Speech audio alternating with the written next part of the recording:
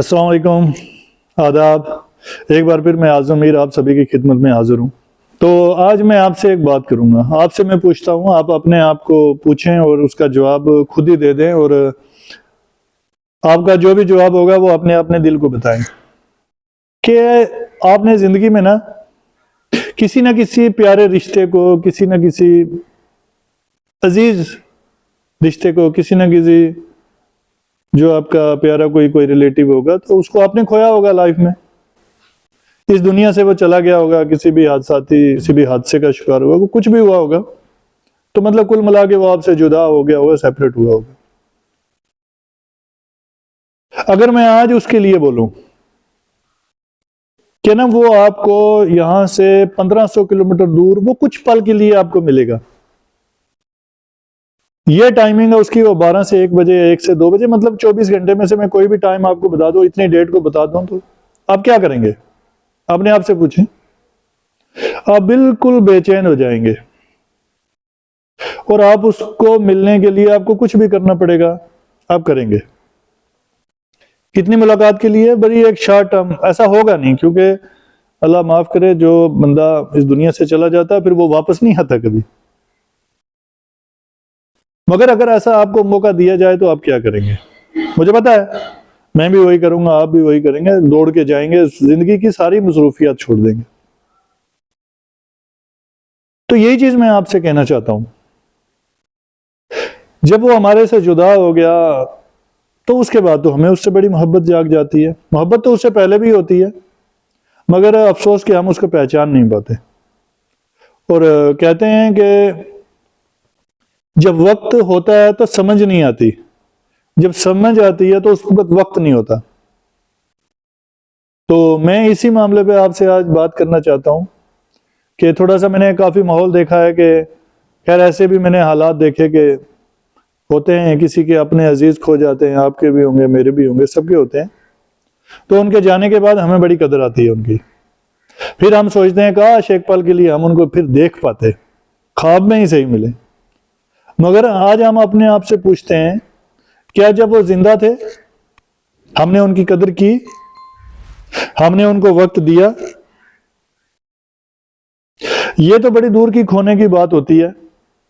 मैं आपको एक और मिसाल के तौर पे एक चीज बताता हूं कि कुछ लोग हैं, वो एम्प्लॉयमेंट के सिलसिले में, रोजगार के सिलसिले में वो क्या करते हैं कि देश के बाहर चले जाते हैं, या देश में ही रहते हैं, मुल्क के अंदर, या किसी तरह घर से 2-2, 3-3 महीने के लिए, 4 महीने के लिए, साल, 2 साल, 4 साल के लिए वो अपने परिवार से दूर चले जाते हैं, अपने रिश्तेदारों से दूर चले जाते हैं। तो ऐसे नॉर्मली जो है वो लोग जैसे फॉरेन से जो आते हैं किसी भी मुल्क से, वो अमूमन 2-3 साल के बाद 6 महीने की छुट्टी आते हैं, मैक्सिमम की बात करता हूँ। कुछ लोग 5-6 महीने में भी आ जाते हैं, कुछ हो सकता है इससे भी, मतलब जो मैक्सिमम है वो 2 से 3 साल के बीच में एक बार जो छुट्टी आते हैं 6 महीने के लिए। और जब वो आते हैं तो उसके बाद वो 179 दिन, मतलब 179 डेज वो क्या करते हैं, वो घर में रहेंगे, किसी रिश्तेदार के गए कि ना गए, बस जाने से 1-2 दिन पहले वो घूम के आ जाएंगे सब परिवारों में, मतलब उनके घरों को टच करके आ जाएंगे। तब तक उनको कोई मतलब नहीं, वो घर में सोए रहेंगे। और ये मेरे पास एक बड़ी बुराई या अच्छाई का घर है, कहीं बात करेंगे इसके बारे में बाद में। मतलब कुल मिला के वो घर में रहेगा, अपनी मस्ती में मस्त रहेगा, कैसे भी रहे। 179 दिन, यानी कुल मिला के 5.5 महीने तक उसको कोई ध्यान नहीं आएगा। जब उसके जाने के दिन नजदीक आएगा, उसको सारे रिश्तेदार याद आएंगे। फिर जिस दिन वो जाने का दिन होगा, तो उस दिन रात को उसके घर में काफी सारे रिश्तेदार 2 दिन पहले से उसके आना जाना स्टार्ट हो जाएगा। जब आना जाना स्टार्ट होगा, सब बोलेंगे हमारा भाई, हमारा चाचा, हमारा ताया, हमारा फलाना ढिंगना, जो भी रिश्तेदारियां हैं वो सारे वो इजहार मोहब्बत करेंगे।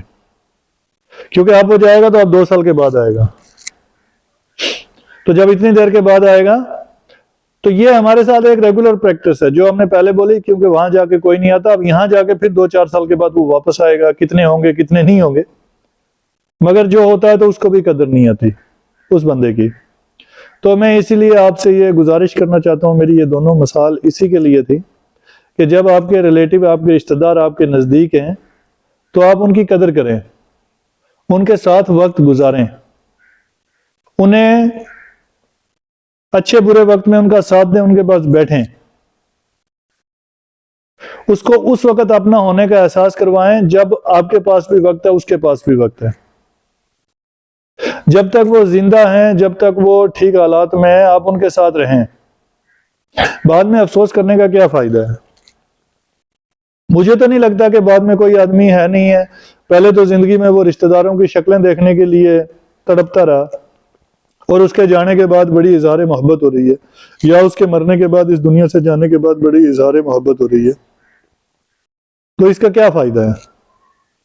कम से कम उसको जिंदा जब है वो, तब उसको एहसास करवाएं, जब आपके पास वो मौजूद है तब उसको अपनी मौजूदगी का एहसास करवाएं, उसे रिश्तेदारियों का एहसास करवाएं, उसे अपनाइयत का एहसास करवाएं। बाद में अफसोस करने से क्या फायदा?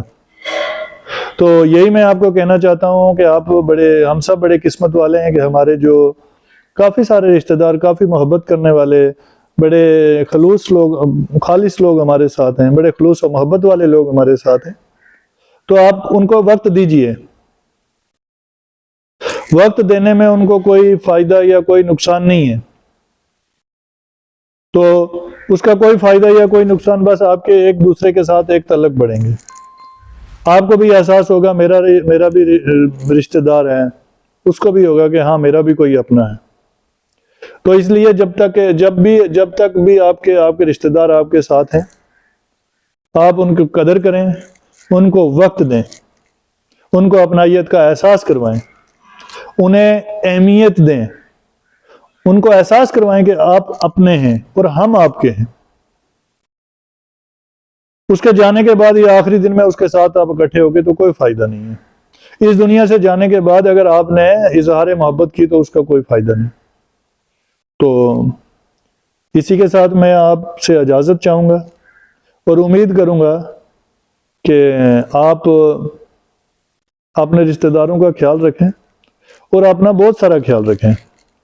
तो तब तक के लिए अगले वीडियो, जब तक कोई मेरे पास कोई ऐसा ही कोई माशरे की कोई बात आए, कोई ख्याल आए, तो कोई विचार मेरे दिल में आए कि हाँ इस पे बात करनी चाहिए, तो मैं बात करूँगा। जल्दी आपकी खिदमत में हाजिर होऊंगा। तो जब तक के लिए मैं दोबारा आपकी खिदमत में हाजिर ना हूँ, आप अपना अच्छे से ख्याल रखें, खुश रहें, अपने दोस्तों के साथ अच्छा सलूक करें। और इसी के साथ मैं आपसे इजाज़त चाहता हूँ। अल्लाह हाफिज़।